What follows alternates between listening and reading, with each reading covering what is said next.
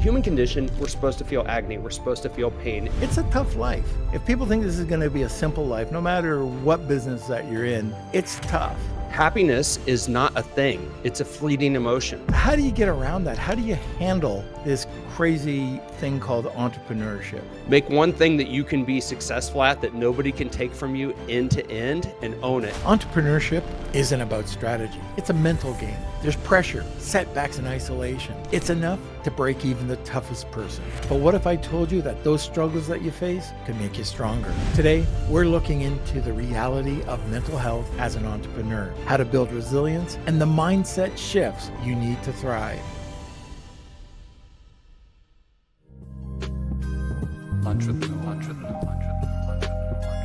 Our guest watches mom open Square One skateboards to solve a simple problem: overpriced Tony Hawk boards in Topeka, Kansas. She ran that shop for 5 years, pouring her heart and soul into serving young skaters like him.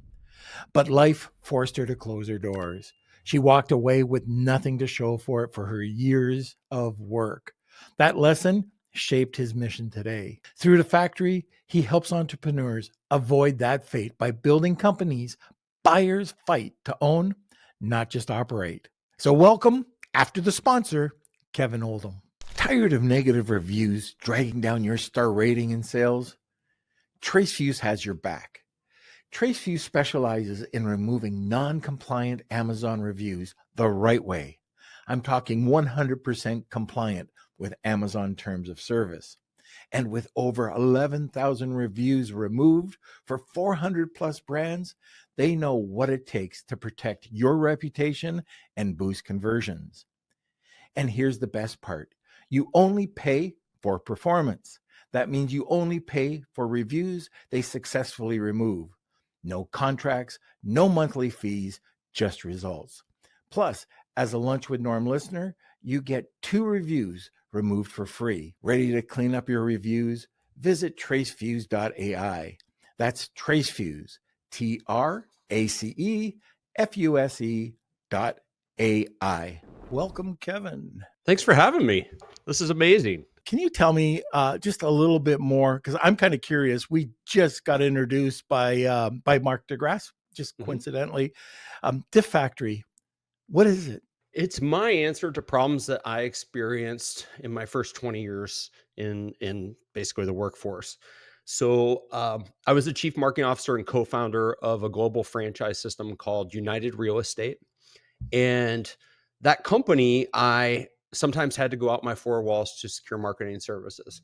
And pretty much every time that happened, things were, the sales pitch was awesome. And then the delivery started to go downhill. So a decade ago, when I had 2 young children, I decided to, with my wife's blessing, go into our basement and start a company to solve that problem. The first 9 years, that's what we did. And then I got sick of just solving for revenue.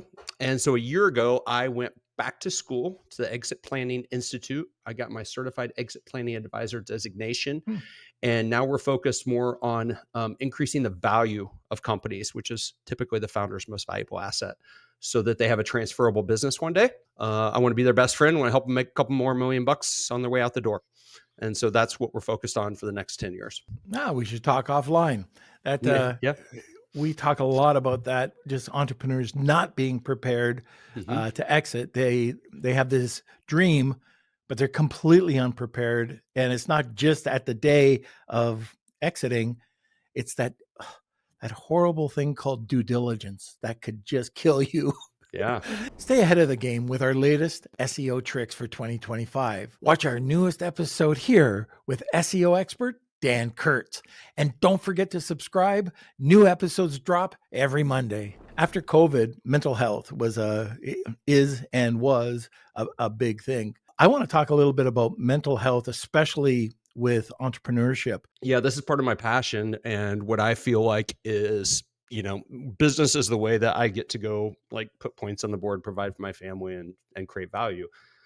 But behind the scenes, a lot of it is helping people with this problem, which is, mental issues. And so there's a lot of research out there around people that decide to sign up and do business, like start a business. and be responsible for job and value creation versus consumption. And when you think about layering that pressure on top of just reality in life, it takes a certain type of person to be successful to do that. And typically those same people have addiction issues, ADHD, dyslexia, a variety of other issues. I mean, you look at some of the most successful entrepreneurs on the planet, and they all have something. There's something, right? Could be on a spectrum or whatever.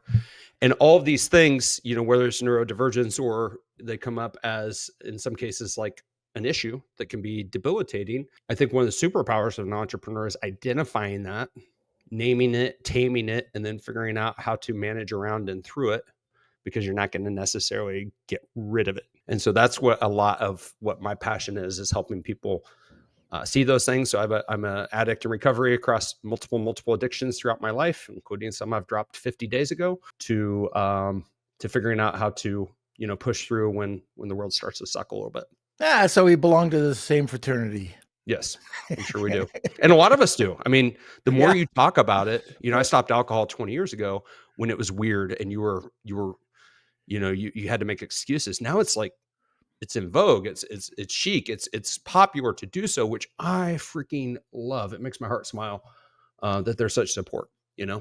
particularly as a dad who's going to have kids who have addiction issues. I can already tell, they're my children. It's hereditary. So It's so funny that you say that, because you go back 10, 15, 20 years ago, and the way people think about addictive thinking is so different than what it is today. It's crazy how things have changed. But I want to just talk about a couple of things. So everything that you were just talking about, entrepreneurship with mental disorders, some form of mental disorders, depression, could be a big one. People that are just not entrepreneurs, like, you got to be able to be kicked in the legs, get up, kicked in the legs, get up. I mean, you've got to have something wrong with you, and it's also very lonely. So you've got to take any problems that come up and you've got to absorb them, unless you're part of a really good mastermind or your friends don't get it, right? Your next door neighbor, what the hell do you do? Like, you're not an Amazon guy, but you're selling this stuff on Amazon, trucks are coming to your door, or you're, whatever it is, you can't explain to them what you do. They don't understand.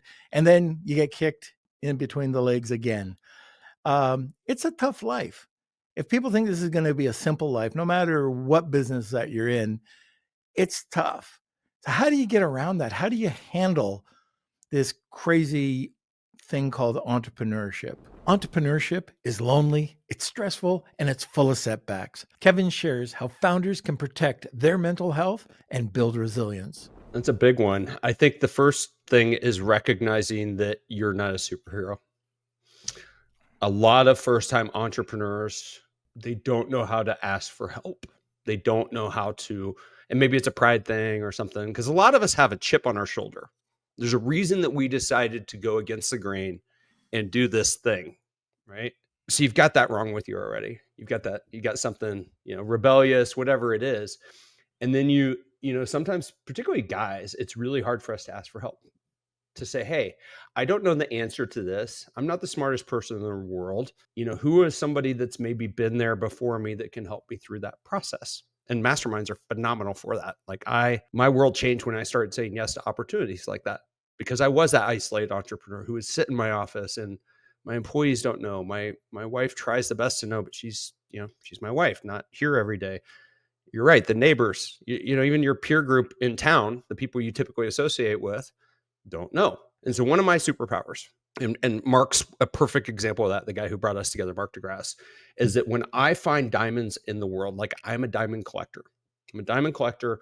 If I find somebody who is a reciprocating human being, gives as much as I give them, and I'm a very giving person, I will go out of my way to make sure that we stay connected in a real way, not some just Emoji. Yeah, exactly. So, for example, Mark and I have monthly meetups that were my idea to put on our calendar, and we have for almost the past 2 years since we met in Costa Rica. Okay. And I have that with a number of other entrepreneurs. And then when those things kind of run their course, I still go out of my way to make sure, because I need them in my life. I need them on my team, mentally, even if we're not physically in the same place, like I need their energy because left on my own, I will mess up and wreck and destroy this game of entrepreneurship because I'm actually not that smart. It's funny once you realize that you have, I don't want to say anything wrong, but you have a You mental do. No, disorder, you issues, know, issues. You got issues. issues. Yeah, we all got Yeah. issues.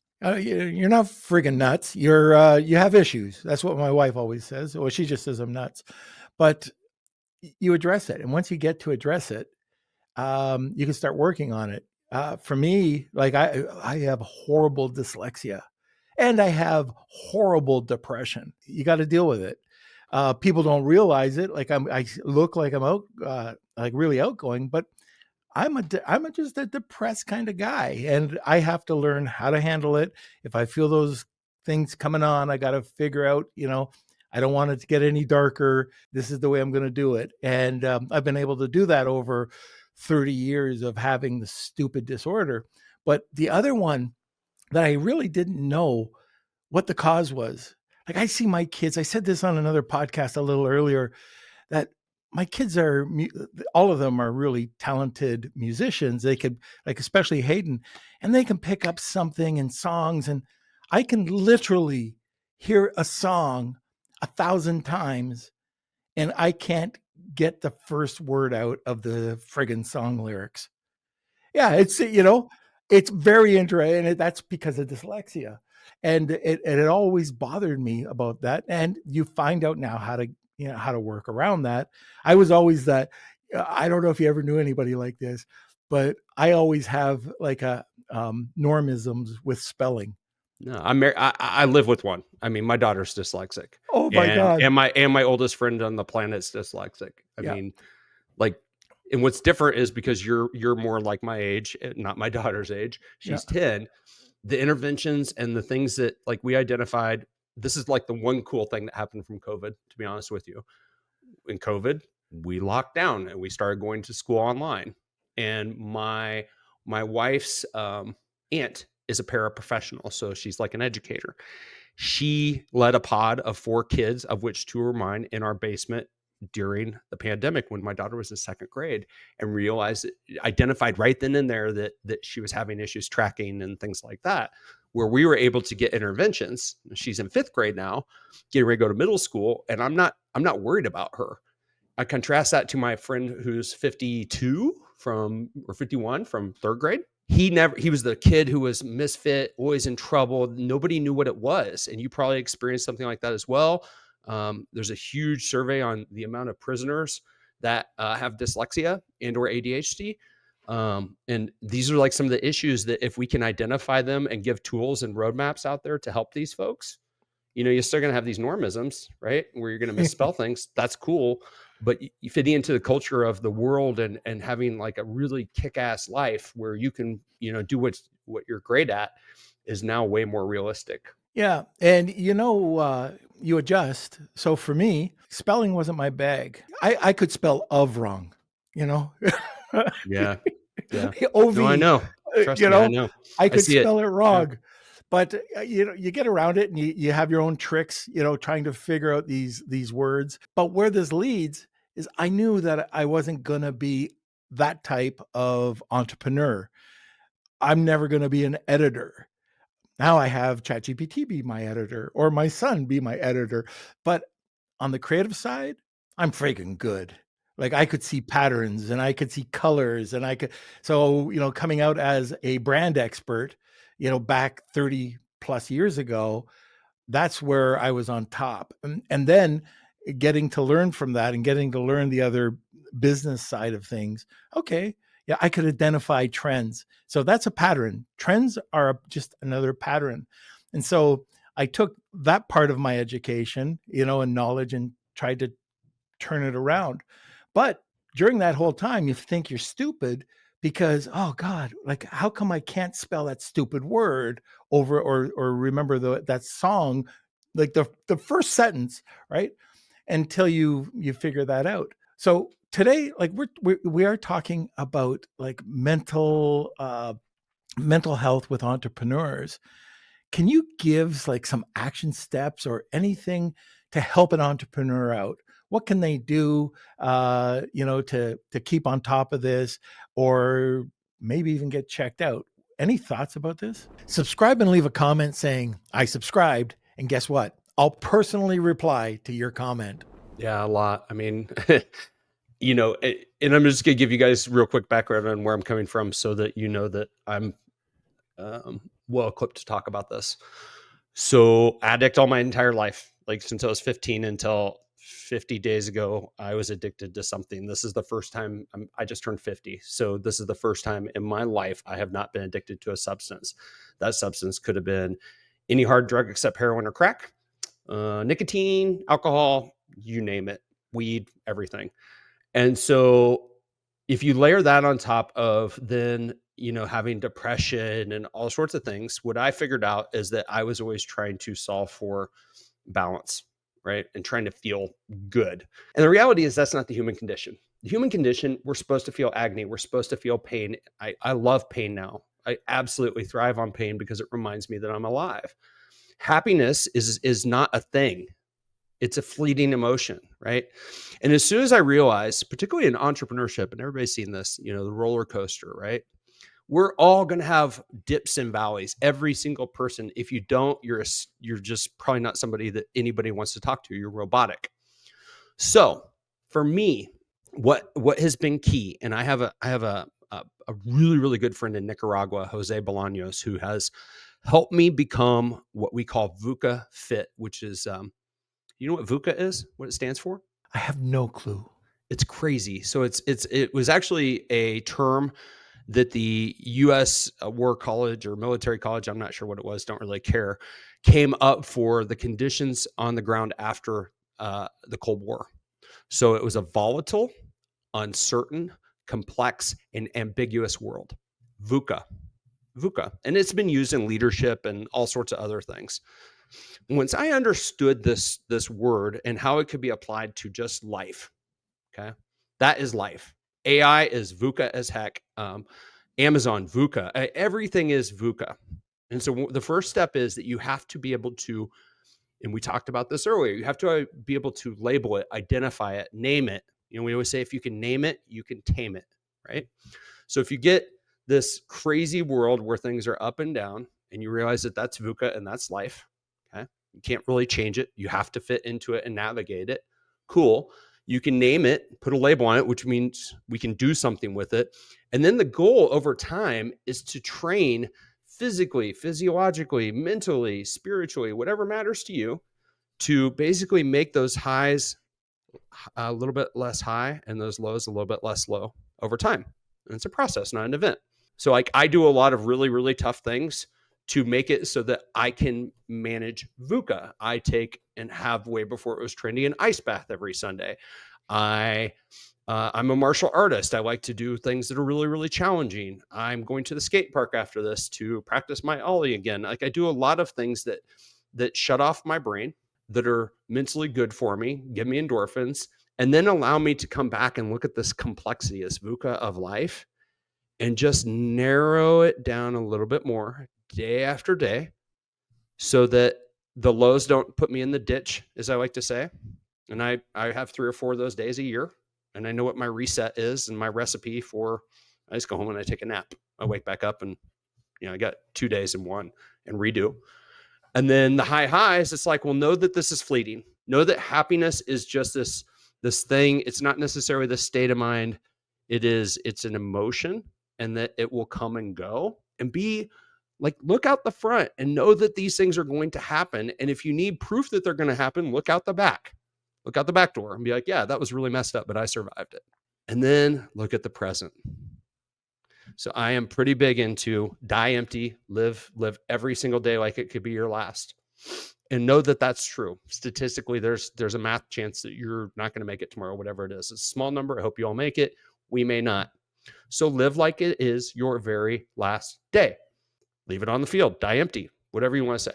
And so if you that's how I have done it, but it has taken me an enormous amount of time to get to a place where I have the strength to even articulate these things where I could share them with others and believe them and see the work. A buddy of mine has a brand called Die Epic. Oh, really? And That's cool it's too. I going like out that. there and doing, like, whatever it is, like, just go for it. And, what was really cool is he's got thousands of people get this, you wanna talk about branding? That have tattooed Die Epic on their body, his logo. Isn't that something? It's awesome. I mean, it means he's Yeah, making a difference, and that's, your buddy, like, that's a life well lived. If he could have that impact on people in a meaningful way, like, who does that? yeah, And that's that's pretty cool. crazy. That's It actually really, really cool. I'm glad you shared that. yeah. What about your, like, I don't wanna talk to you about your specific reset, but I don't think a lot of listeners would understand, "Oh, okay, I'm getting into it." I think I understand. You can feel 3 things that are happening, that are, okay, these things are lining up, the planets are lining up. I'm heading into a depression or I'm heading into some funk. And then you said, "Oh, I reset." What do you mean? Like, how can you reset something like that coming on? Ever have a day where everything goes wrong? In this episode, Kevin explains his simple eject and reset strategy that helps him bounce back instantly. I used to deal with debilitating panic attacks, and my remedy was Papa Xanax, right? And when I first became a dad, 13 years ago, I used to have this place on the highway where I had to get off the highway and take back roads, and I have to text my wife and be like, "It happened again," because I'd have a panic attack because I was afraid I was going to die on the highway and leave my wife to be a single mom, right? That was the disaster state before I was trained and before I could recognize when things were not going the way that I had hoped they would go, right? So the first thing is understanding when these things start to arise, and for me it's learning that I'm typically the problem. If I come into my office and I'm nothing's going right, every email I send is, not landing right. I didn't have a good day leaving my house. Maybe I wasn't that not nice to my children. Whatever it is, I recognize that in my case, I'm the issue, and I'm like, oh, these are one of these days, and I have them. It's a pattern that I've recognized over my life. I'm like, okay, cool. I need to eject myself out of this day. This is not my day. This isn't it. I don't care what's happening. Nothing's worth throwing grenades into the day. I don't care what is happening. I don't care if I'm giving a TED talk. I'm going to be like, hey, this isn't my day. I can't bring my best. If I can't bring my best, I need to rest. And I have an agreement with my wife. Doesn't matter how busy our day is. She knows that Kevin, who's messed up and not his best, is not going to be suitable to do whatever I need to do as a husband, as a father, as a leader, whatever it is. And I'll go home and I'll take a nap. It doesn't matter if that nap's at 5 p.m., 10 a.m., whatever. And usually it's about an hour. And I'll wake up, and it doesn't mean that all of a sudden I'm awesome, but it does mean that I've I don't know if I call my physiological state, whatever it was, and I'm like, whew, I can redo this. I've got an opportunity to make this day salvageable. So that's on the macro. Now, one of the things that I do on the micro, and this is hilarious in how I think oddities show up for entrepreneurs. Here in the United States, we have these community mailboxes in my suburb. So we don't have a mailbox on our house. We've got like a box that's got a lock and you've got to walk to it. And mine happens to be on a different block. And the people who live in the house next to that mailbox, when they moved in, they quickly realized how weird Kevin Oldham was. I I have a ritual that particularly as an entrepreneur, if you guys are dealing with e-com, I mean, man, the goalposts are moving all the time. Amazon, everything's moving all the time. I mean, your world's hella VUCA, right? And it's going to feel like you can't control a lot of things, even when you get to the end of the day, and you're going to feel defeated. Make one thing that you can be successful at that nobody can take from you end to end and own it. And for me, it's getting the mail. So I have this process of pulling up on the wrong side of the road to get the mail. I'll sort through it. I'll get all the junk out, tear out all the reader reply cards and the magazines, and basically sanitize my mail, just good stuff. Hopefully there's more cash in there than there are bills. Put it on my dashboard and everything else is trash. That goes in the recycle bin. I walk in and I was able to win getting the mail end to end. I was able to own that process. My kids and my wife know that that's my process, my little corner of the earth, that if all else fails and there's a pandemic or whatever happens, zombie apocalypse, that I can go win the day one small way and build my confidence for the next day. The bunt, right? You don't need the home run. You just need Just get something. on base. Just get me on base. Just get me on Yeah. base. Yeah. And make me not feel like I struck out today. Right. You know what? Hide your own Easter eggs. Go and put some mail in the slots. Yeah. Do something you can win at. It makes you feel like you accomplished something, It's like why really disciplined people make their bed every morning, or the military. You start off with I was just something that gonna was say a that. I win. was just Yeah. gonna say that. Yeah, you Yep. gotta start with the win. Make your bed. So at the end, if you're listening for the first time, we do something a little bit different at the top of the hour. It's called the Wheel of Kelsey, and that's where our guest usually provides a giveaway for one lucky winner. And yeah, Kevin's gonna do that today, so that's awesome. So if you're interested in that, you got to do one thing, at least one thing. Hashtag Wheel of Kelsey. If you want a second entry, tag two people. And Kevin, what's the giveaway today? Ooh, this is fun. I'm glad you asked. So you may have heard earlier that I said I'm a certified exit planning advisor. And part of what we do is we figure out, first of all, how to build value in a business now. So check your ego on your top line revenue. It doesn't pay the bills, right? Profit and value are what make it so that you have something that could be sold for a multiple at the finish line of life. And the reality is, or the finish line of the business, reality is 50% of us are going to leave our business before we want to. So it's really smart to do so. But if you're like me and hopefully you put the value of your business, or you kind of know what it is. Actually, 98% of you don't know. So here you go. We're going to solve that problem. We're going to help you identify what the value of your business is, an objective evaluation, right? So it's just good to know for your family's balance sheet, for your personal portfolio, whatever. On its own, it really doesn't tell you that much, although I'm going to give you a ridiculously wrong report, or long report, not wrong, long report. But what I'm going to do is I'm also going to hop on for an hour and help you understand how you can collapse whatever value gap that you have and increase the value of your company so that you have an asset that one day somebody wants to buy. So there you go. Hopefully just the insights will help you make a lot more money when that time comes. That's priceless, because just that little bit of knowledge can help add an extra zero on the back end of your account when you go to sell it, or your company. All right. So we're going to have a word from our sponsor. We'll be right back. Hey, Amazon sellers, are you leaving money on the table with Amazon? Well, TrueOps is here to help you reclaim every last cent you're owed. Over 1,400 brands have already recouped millions with TrueOps cutting edge technology. Finding reimbursements others may have missed. And guess what? You only pay 10% commission, no more overpaying the industry standard of 25%. Plus, the first $1,000 in reimbursements is free to you.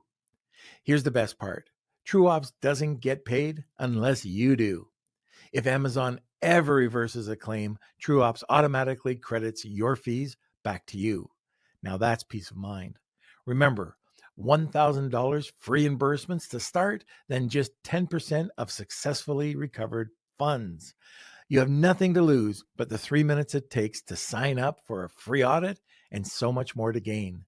Sign up with the link in the description and start reclaiming what's rightfully yours. So let's start talking about, there's always certain hurdles that come up. And how does that make you tougher, either as an entrepreneur or just as a human being? Your biggest lessons won't come from wins, they come from failure. Kevin's going to share how his hardest moments shaped him into a better entrepreneur. I don't know about you. I've won a bunch of stuff in my life. I really don't like to talk about it that much, but I've got a lot of cool awards. You can go look at my LinkedIn profile.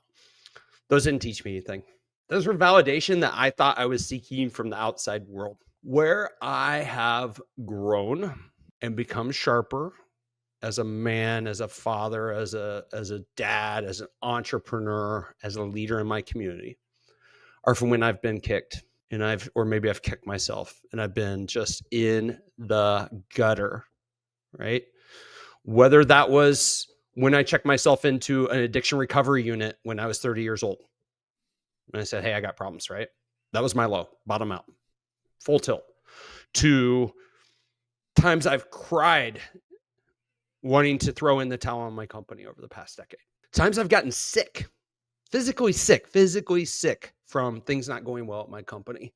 I remember, and I have grown from each one of those painful experiences, and I'm super thankful for them. But man, would I not wish them upon anybody as you're going through them. You absolutely wouldn't. The awards are great. Yay. Yay. I expect to win awards.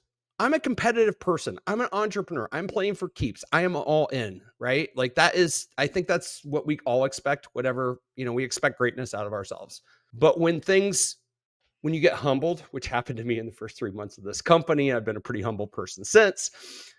you realize that those are where that's where the gold is. It's where the gold is. It absolutely is where the gold is.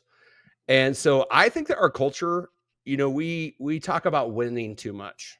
We don't talk about failing enough. We're starting to talk about it more, or adversity. And maybe that's why I feel like my life's work does center on a lot of these things, on how we can help navigate through really, really tough times, and come out a better leader, a better entrepreneur, a better whatever.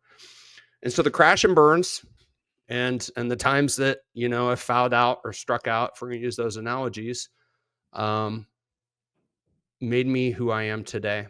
And I wouldn't trade them, but I wouldn't want my children to experience them either. You know? Oh yeah. I have to agree 100% with you where you develop your chops, your personality, I usually find a lot of people who you consider friends. I always find that that could be a disappointment. Fear and greed drives your friends. And it's very uncommon to find somebody that will just take you for who you are. And that's all your staff, that's everybody. So that could be a kick in the legs. But just being able to, I remember once, this goes back 40 years ago, literally having an ulcer, like a really bad ulcer, not being able to sleep on something today that would just bounce off my shoulder. I wouldn't even blink. It's just, but these things come up. And until you can pick yourself up and learn from them, I think we should absolutely talk way more about the hurdles that we've had to overcome. And those are the things that we should talk about, not just the successes. I hear somebody, oh, a top line. I'm a $10 million Amazon seller. Well, good for you. What's your bottom line? How many hurdles? How many times, Kevin, have you seen the arrogance of somebody that's been in business? It could be a young, middle, or older guy. First time, first kick at the can, and their personality changes. They're so cocky until they have that hurdle. They lose their business, they lose their house, they lose a family, because of the business. That's when you start to change. No, it does. It's exactly when you start to change. And I think we all have to go through those things. You think about schooling and upbringing and all these things that are designed to, I like to say, to just get us to the start line, so that whether you have a career, whatever it is, whatever life looks like for you, without the challenges, we will not ever have I think, the humility and the understanding of what others are going through, which I think is important, right? We're naturally gravitate towards others. We live in neighborhoods, well, most of us, and we have to relate to other people to do things, and we serve other people. Like, that's how society is. So the more that you have those things, and I like to say that earlier in life, when the stakes are a little bit lower. So if you got a bankruptcy or whatever, or you get fired from a job, like I got getting fired from a job, actually having just a company go away and get fired, but having a job go away when I was 25 made me a freaking amazing leader now. Because when I have to terminate somebody, I know what it's like, and I know what I'm doing, what I'm putting them through, right? And so that suck makes it so I can be better now. And I think that all those life lessons, they all just layer in. And then when you get to middle age, like we are, you've got this thing that maybe you didn't have when we were talking about younger people, wisdom. And wisdom layered on top of those experiences, good and bad. I think, I'm excited about the back half of life. I'm just going to say it out loud. Like, I am jacked up around what can be created, in the coming decades in my life. And here for it. I'm here for it. And a lot of the adversity prepared me for it. I'm curious. Are you excited about AI? Good topic. I got doomsday depressed for a year, because I am a futurist. So I came out of the womb with a computer before that was normal. Like in 1980, my dad got me a computer. Like, we had a basic, it's programming basic and all this stuff, right? So I've always been early in everything. I was an SEO in the 90s when Google was one of many. Like, I'm always early. And I used to always read near future fiction, technological fiction. I stopped doing that when things started to get heavy, I'm like, oh, actually, this stuff could happen. And I got doomsday depressed for a year. I just did.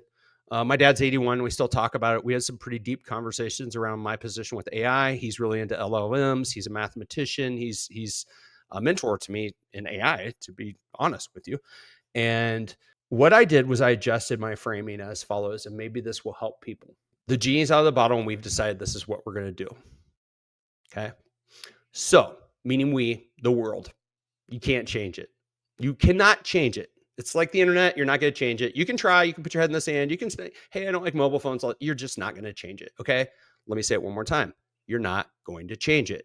So if that's true, then you have two choices: embrace it or die. And once I came to that sober realization, it took me a year. It took me conversations with Mark a lot. I mean, I know a lot of hyper intelligent human beings in this space. Once I came to that realization, I realized I could do one thing. We haven't talked about this. I'm kind of glad we haven't yet. So I'm on this rock for one reason and one reason only: to be the filament in the lives of the people I touch, to be the light. That is my life's purpose. I can honor that purpose. I always like to say, in hell, in the worst conditions on earth, I can honor that purpose. I could be the light. And I am generally an optimistic person. And so what I've decided that I get to do, and people look to me for leadership and technology and all these things, is make people unafraid. And the way that I do that is I use it myself. I experience it. I understand it. I'm cautiously optimistic around what humanity is going to do with it. And I do think that there's more good than bad that can come out of it. And so that's my stake now, my position. If you would have asked me a year ago, I would have been completely opposite. So it did take me a lot of soul searching to get there. Did you know 75% of business owners regret selling their business after a year? Kevin Oldham reveals why and how you can avoid seller's remorse. I know a lot of people that sell their businesses, make some great money, they're happy, they achieve their goal, and then they get totally depressed. 1 year later, they do. Statistically, 75% of business owners profoundly regret selling their business 365 days later. Fact. Why? Want to know why? Yeah. I can tell you why. This is part of what I do as a SEPA. The reason why is they thought two things. Number one, there was an identity transformation that occurred that they were not prepared for. Okay. So if you were somebody who built your business, you a lot of times identified yourself as like hand in hand with that business. You were tied to it. So it goes away. So that's number one. But that's like the minor thing. You can manage around that. They thought the money was going to make them happy. Well, first of all, what did we say about happiness earlier? It's a fleeting emotion. It's not a state. And there's all sorts of math out there and studies around how much money, quote unquote, makes you happy or feel secure. I've had money and I've not had money. I can tell you that aside from basic needs and being able to, order whatever from Amazon and all that crap, that really things don't materially change for my happiness. I've flown private for a period of years, not because I had a plane. Don't make me out to be one of these people. I just had one in my life and I got to fly private all the time. Sure, that was really nice. Don't get me wrong. I hate the TSA line. But at the end of the day, did it make me materially happier? Not really. And so I can see that. I've seen it happen where people go to their ATM one day and they've just got more zeros. And that lasts for a hot minute. Go buy the toys, do all these things, get your watch, whatever it is, buy your second house, do all these things. But if you don't have purpose for your life after and a plan, you're messed up. You're going to fall into that 75% of people that profoundly regret selling their business. And that's not my math. That is from the Exit Planning Institute's State of Owniness Ready report that we do every single year. The statistics are not in our favor, my friend. They actually are really depressing. And this is probably the thing that I want people to get their arms around, because I can probably sense that we're going to be wrapping up soon. And my free giveaway that I'm going to give away. 50% of business owners will leave their business prior to their desire, not on their own terms. Death, divorce, disability, disagreement. There's another D. I always forget it when I'm on the air. That's math. Okay. Then of the 50% that make it to the finish line, 75% are going to profoundly regret selling their business, which means 2.5% of us are going to hit the finish line happy. Why didn't people tell you at the beginning? It's BS. It's this dream. So here's what you can do. You can increase the surface area of luck. You can tilt things into your favor, which is why understanding what you have right now and where the holes are is like step one. Like that's what my giveaway is. Like we're going to figure that out for you, right? That's step one. And then once you have that, you can start working a plan to kind of fix those things long term. So that I always like say, if Warren Buffett comes and knocks on your door, in this case Jeff Bezos, and says, "Hey, I want to buy your product line, and I'm just going to make it whatever Amazon brand." Cool, you're in a position of strength, not weakness. Number two, if one of the other things happens, you don't leave your family with a poop sandwich. Like you're prepared. And then if you know that the money, and I'll give you the report, you can read it, isn't going to make you happy, and you have a plan ahead of time, then there's resources out there. Like I have a friend named Jerome who just helps men with that after they exit their business. He's a CPA as well. That's his life's work. He plays in that lane. And so there's resources, but you got to plan.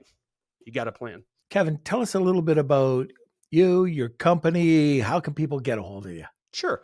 Yeah. So I'm Kevin Oldham. My last name is spelled like Oldham, Oldham.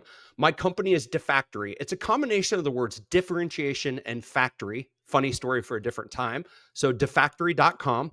You can also go to my personal website, which is bethefilament.com, where you'll learn a little bit more about me. These are the best places to reach out to me. And then when it comes to the giveaway, you're going to go to defactory.com. You're going to hit my call to action button in the top right. You're just going to get taken to my contact form because we had 6 minutes before I came on. But you're going to mention that you're one of the guests from Lunch with Norm and that we talked about this. And then you're going to get my extra giveaways of the business valuation plus consult with me on how we can close some of those gaps.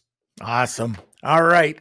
So let's go to a sponsor, then we'll head over to the wheel. Start, scale, exit, repeat. I'm Colin C. Campbell, and I've started over a dozen multi-million-dollar companies in the last 30 years.